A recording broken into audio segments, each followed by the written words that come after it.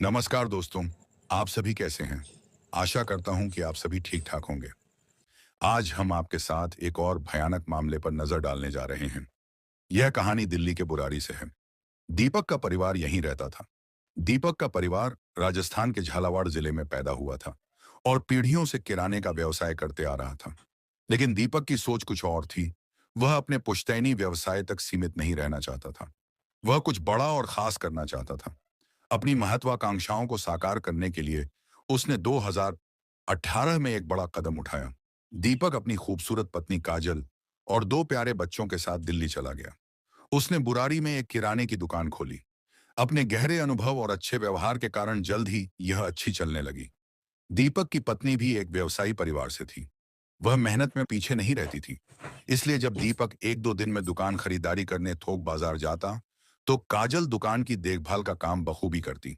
वह जितनी खूबसूरत थी, उतनी ही खुशमिजाज, शरारती और मिलनसार भी थी। इसलिए जो ग्राहक उसकी दुकान पर सामान खरीदने आता, वह दूसरी दुकान की तरफ देखता भी नहीं। इसलिए दीपक का कारोबार साल भर अच्छा चलता रहा।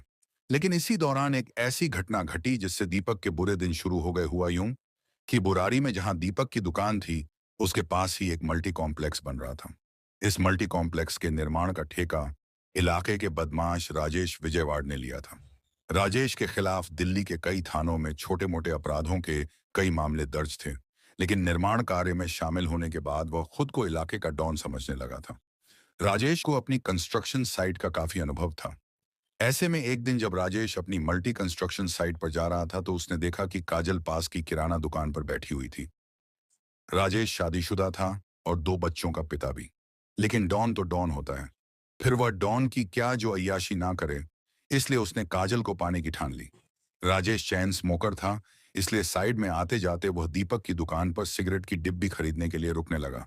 काजल रोज दुकान पर नहीं मिलती थी, लेकिन वह जानता था कि काजल से संबंध बनाने के लिए उसके पति से संबंध बनाना जरूरी है।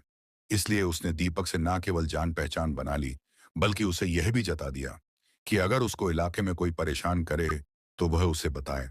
राजेश उसका इलाज कर देगा। फिर जब भी काजल उसे दुकान पर मिलती, राजेश उससे काफी देर तक बातें करता। काजल भी काफी बातूनी थी, इसीलिए उसे दीपक की दुकान पर बैठना बुरा नहीं लगता था। इस दौरान काजल पर अपना असर डालने की कोशिश कर रहा राजेश उसे नमक मिर्च लगाकर अपनी गुंडागर्दी के किस्से सुनाता और साथ ही उसे रईसी भी दिखाता। काजल के पास एक छोटा सा मोबाइल फोन था। इसलिए एक दिन राजेश ने उसे स्मार्टफोन गिफ्ट कर दिया। साथ ही उसने उसे सोशल मीडिया का इस्तेमाल करना भी सिखाया। इसलिए राजेश उसे सुबह शाम मैसेज भेजने लगा। कुछ ही दिनों में काजल ने व्हाट्सएप चलाना भी सीख लिया। इसलिए वह भी राजेश को मैसेज भेजने लगी। इसके बाद एक दिन जब राजेश ने देखा कि काजल दुकान पर बैठी है, तो उसने समझा कि वह दीपक मार्केट गया होगा और 4 घंटे से पहले वापस नहीं आएगा। इसलिए मौका देखते ही उसने काजल को बेहद अश्लील वीडियो भेज दिया। बाद में वह दुकान पर आया और बहाना बनाया कि उसने गलती से वीडियो भेज दिया है, जिसे डिलीट करने को कहा। काजल ने वीडियो देख लिया था और उसे भेजने पर वह उससे नाराज नहीं थी, बल्कि उसने मजाकिया अंदाज में दूसरा वीडियो भेजने को कहा। उसने कहा कि वह दीपक को नहीं दिखाएगी, वह खुद देखना चाहती है।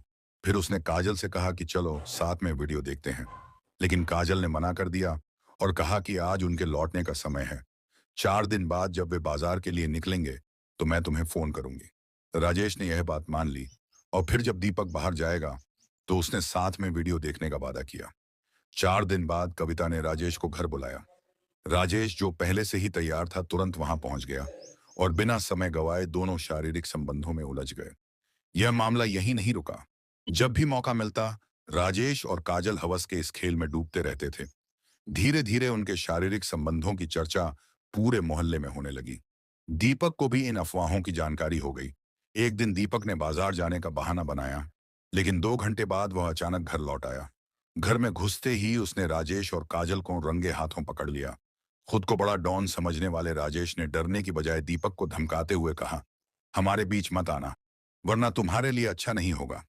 उधर काजल ने रोते हुए दीपक से माफी मांगी और कहा, मेरी मर्जी नहीं थी। राजेश ने मुझे रिवॉल्वर दिखाकर धमकाया और शारीरिक संबंध बनाए जान से मारने की धमकी दी, इसलिए मैं बेबस थी। दीपक समझ गया कि अब दिल्ली में रहना ठीक नहीं है। इसलिए अक्टूबर 2020 में एक दिन चुपचाप रात में सारा सामान ट्रक में भरकर अहमदाबाद चला गया। वहां उसने टिफिन सेंटर खोला, लेकिन यह चल नहीं पाया। दिसंबर में वह जयपुर आ गया। उधर काजल के चले जाने पर राजेश पागल हो गया, इसलिए उसने दीपक का सामान अहमदाबाद ले जाने वाला ट्रक ढूंढ निकाला।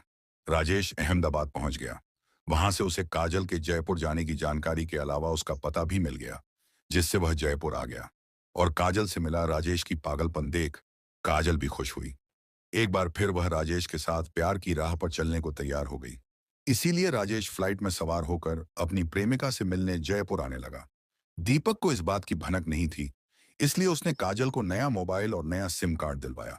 इस नए मोबाइल से कविता और राजेश एक दूसरे से संपर्क में आने लगे, लेकिन एक दिन काजल का मोबाइल दीपक के हाथ लग गया, इसलिए उसने मोबाइल तोड़कर फेंक दिया। दीपक रोज की तरह सुबह सुबह आकर अपने काम में जुटा था। दीपक हर रोज की तरह अपने काम पर जुटे थे कि एक पावर बाइक पर सवार होकर आए। दो युवकों ने उसके पास आकर अपनी गाड़ी रोकी और एक मराठी नाम बताकर उनके निवास का पता पूछा। दीपक की जानकारी, जहां तक दीपक को पता था, इस कॉलोनी में कोई मराठी परिवार नहीं रहता। वह याद करने की कोशिश करने लगा कि उसके पीछे बैठे बाइक सवार ने जेब से कट्टा निकाली और उस पर गोली चला दी और तेजी से भाग गया। संयोग से दीपक बच गया। उसे जानकारी मिलने के बाद पुलिस ने पावर बाइक की तलाश की तो पता चला कि 2 दिन पहले ही नीमा नगर में अजमेर रोड पर पावर बाइक लेकर गया था और राज गेस्ट हाउस में रुका था।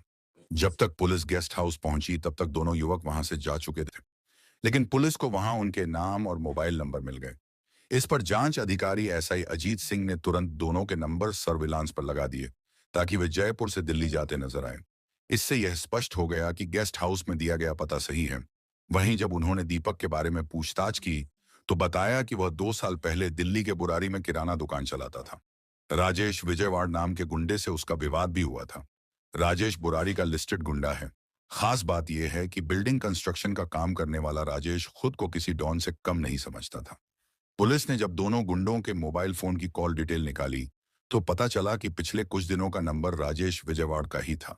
इतना ही नहीं, दीपक को गोली मारने के ठीक 10 मिनट बाद उसने राजेश विजयवाड़ से फोन पर बात की थी। मामला बिल्कुल साफ था, इसीलिए ASI Ajit Singh police team लेकर दिल्ली पहुंचे।